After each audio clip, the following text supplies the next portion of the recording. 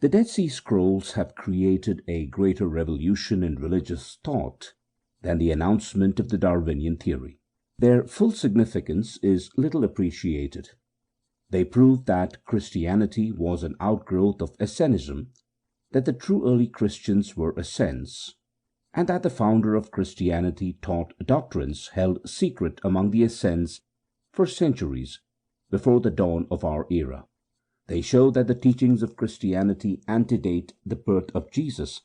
and that he was merely a member of his school who taught doctrines he received from his teachers, the Essens, among whom he was educated since a youth. There is evidence that the unknown period of his life, between his childhood and the age of 30, when he reappeared to the world, was spent in study among the Essens. It is also claimed that during this period he studied in India, where the Essens went for advanced education. The Dead Sea Scrolls make no mention of any such man as Jesus Christ, but merely refer to a teacher of righteousness.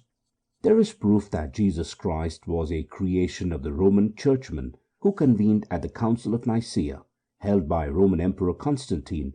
in the year 325 A.D., where the Essenian teacher of righteousness, who taught kindness to animals and vegetarianism, was replaced by the present gospel saviour, who did not teach these doctrines that were so obnoxious to the degenerate Constantine, who loved the red meats and wine, women and song of his midnight revels too much to be willing to give them up to accept Christianity in its original Essenian form, which required of its adherents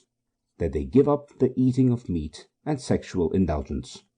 That was why Constantine was such a bitter persecutor of the vegetarian Essens, then known as Manichaeans,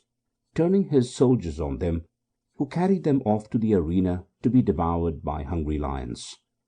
What made this arch accept Christianity as the imperial religion of Rome, and send forth his legions to put to death all who refused to accept this new religion? It was because his Roman priests who met at Nicaea to organize this new religion were clever enough to omit from its doctrines all that were objectionable to Constantine, such as vegetarians,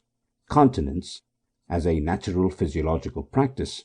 not as a supernatural virtue of the immaculate conceived Son of God, etc. In other words, they permitted Constantine to continue his degenerate mode of living and enjoy his meats and concubines, and still be able to call himself a Christian, which he was not permitted to do before. To keep listening to this audiobook, I've left you a link in the description so you can do it, at no cost thanks to Audible's 30-day free trial.